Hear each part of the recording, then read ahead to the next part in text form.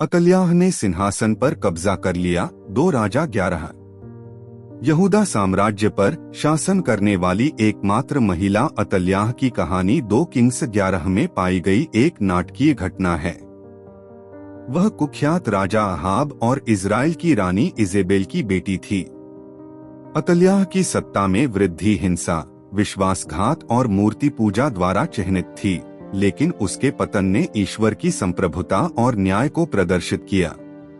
अपने बेटे यहूदा के राजा अहज्याह की मृत्यु के बाद अतल्याह ने शाही परिवार के सभी संभावित उत्तराधिकारियों को मारकर सिंहासन पर कब्जा कर लिया। इसमें उनके अपने पोते भी शामिल थे, क्योंकि वह रानी के रूप में अपनी स्थिति मजबूत करना चाहती थी।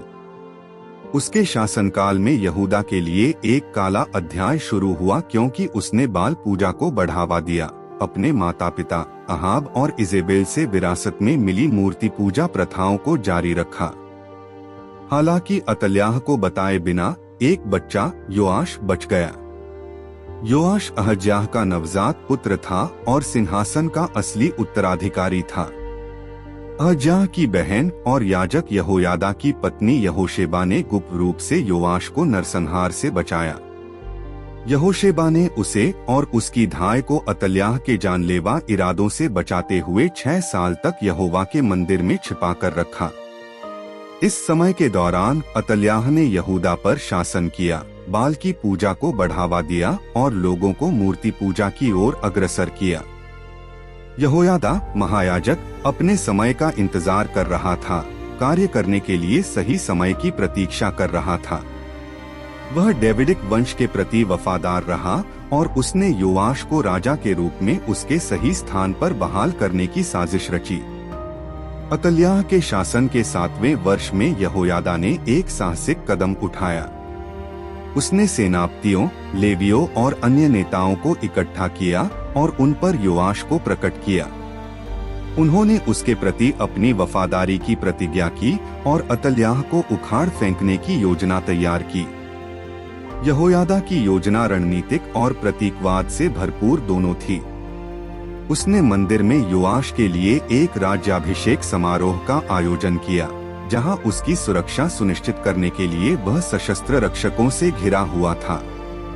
लेवियों ने, जो मंदिर के प्रभारी थे, भी योजना में महत्वपूर्ण भूमिका निभाई। नियत समय पर यहोयादा ने योआश को राजा बनाया, उसका अभिषेक किया और उसे कानून की एक प्रति दी, जो दर्शाता था कि उसका शासन ईश्वर के मार्गदर्शन में था। जब अतल्याह ने उत्सव की आवाजें और राजा दीर्घायु हो के नारे सुने, वह मंदिर की ओर दौड़ी। वहां उसने नए मुकुटधारी योआश को यहूदा में राजत्व के प्रतीक खंभे के पास खड़ा देखा, जो रक्षकों और लोगों से घिरा हुआ था और आनंद मना रहा था। यह महसूस करते हुए कि वह पराजित हो गई है, अतल्याह ने अपने कपड़े फाड़ दिए और चिल्लाकर कहा, देशद्रोह, देशद्रोह। हालांकि उसकी चीखें बहरे कानों तक नहीं पहुंची। पुजारी यहोयादा ने आदेश दिया कि उसे मंदिर से बाहर निकाला जाए और पवित्र स्थान को अपवित्र करने से रोकने के लिए उसे मार दिया जाए। उसे महल के घोड़ा गेट पर ले जाया गया, जहां उसे मौत की सजा दी गई। अतल्याह की मृत्यु के बाद यहूदा के लोगों ने एक बार फिर प्रभु के प्रति वफादार रहने की वाचा बांधी।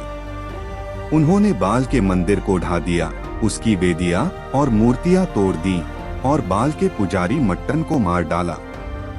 योआश का शासन यहोयादा के मार्गदर्शन में शुरू हुआ और कुछ समय के लिए यहूदा ने धार्मिकता और ईश्वर की उचित पूजा की ओर वापसी का अनुभव किया। यह कहानी दुष्टता और धार्मिकता के बीच नाटकीय अंतर को उजागर करती है, जैसा कि अतल्याह के सिंहासन पर कब्जा करने और योआश की उचित बहाली में देखा गया था। यह अतल्याह द्वारा इसे नष्ट करने के प्रयासों के बावजूद डेविडिक वंश को संरक्षित करने में ईश्वर की विश्वसनीयता को भी रेखांकित करता है और कैसे उसने अपने लोगों के भविष्य की रक्षा के लिए यहोशेबा और यहोयादा जैसे वफादार व्यक्तियों के माध्यम से काम किया।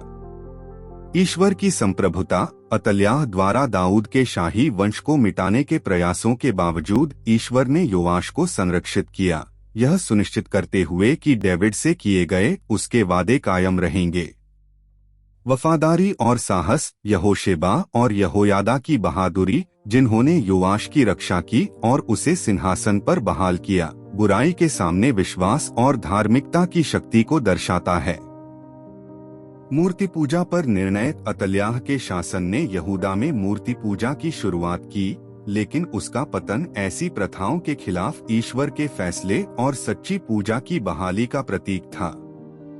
डेविडिक लाइन की बहाली। यह कहानी डेविडिक वाचा के महत्व को रेखांकित करती है और कैसे ईश्वर डेविड की लाइन को संरक्षित करने के अपने वादे के प्रति वफादार रहे, जिससे अंततः मसीहा आएगा।